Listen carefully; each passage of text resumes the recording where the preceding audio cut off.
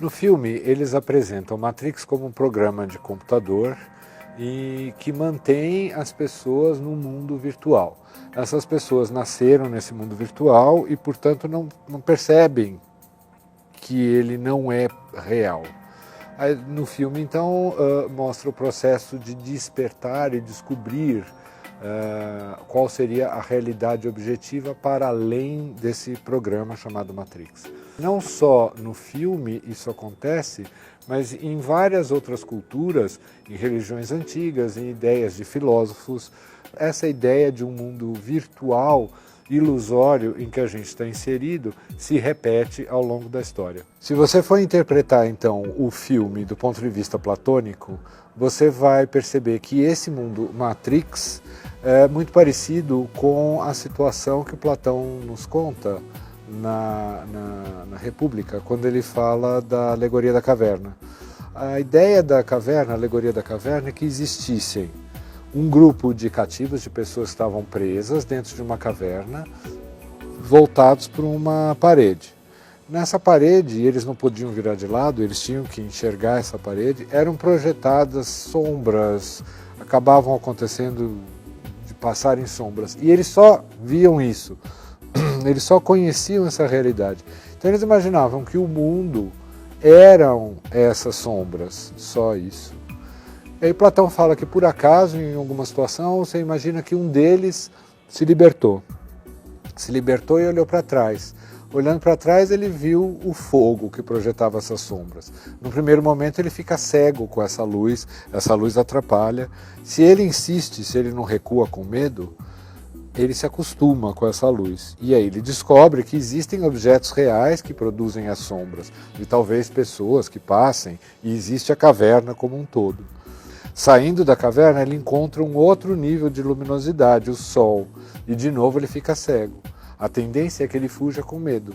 Mas se ele enfrenta e continua fora da caverna, ele consegue perceber com a luz do sol a existência de outras cavernas, e montanhas, e lagos, enfim, de todo um mundo que ele pode explorar. Essa ideia do sol é a consciência. O fogo, uma primeira consciência limitada, uma consciência do ego, e o sol, uma consciência espiritual maior. Essa consciência assusta, mas é a resposta para a transcendência. Esse sol é considerado por Platão uma coisa que ele chama de a ideia do bem, que é como ele chama o espírito.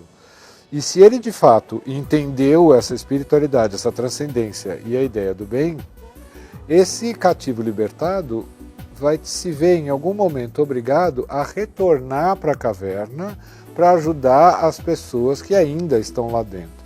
Basicamente é o que acontece no filme.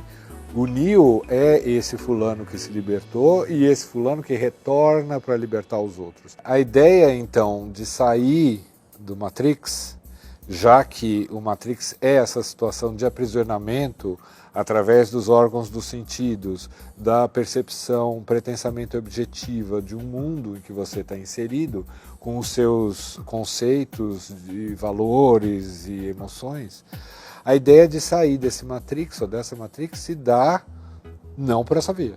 Você vai ter que de alguma forma romper com isso, quebrar isso. Isso no filme é representado pela pílula vermelha, a escolha entre a pílula vermelha e a pílula azul. Se você escolhe a pílula azul, você se mantém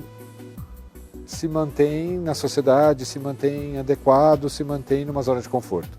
Se você escolhe a pílula vermelha, você sai do Matrix, mas você escolhe deliberadamente um caminho muito mais arriscado, talvez penoso, que obriga você a olhar para você mesmo, já que não pode confiar nos sentidos, nem no pensar, nem na emoção, olhar para algum ponto intuitivo dentro de você mesmo, que vai te mostrar essa luz, essa consciência maior. Isso algumas vezes, todas as religiões falam disso, mas de algumas vezes é sugerido através de uma substância psicoativa, como no caso do cristianismo, na ideia de Dioniso, por exemplo, com álcool. Eu digo do cristianismo porque o álcool faz parte da missa, tem lá o vinho, que vem da ideia de Dioniso, uma transcendência através de um efeito químico do vinho, que chama êxtasis, sair fora de si, sair do marasmo. A palavra êxtase em grego quer dizer isso.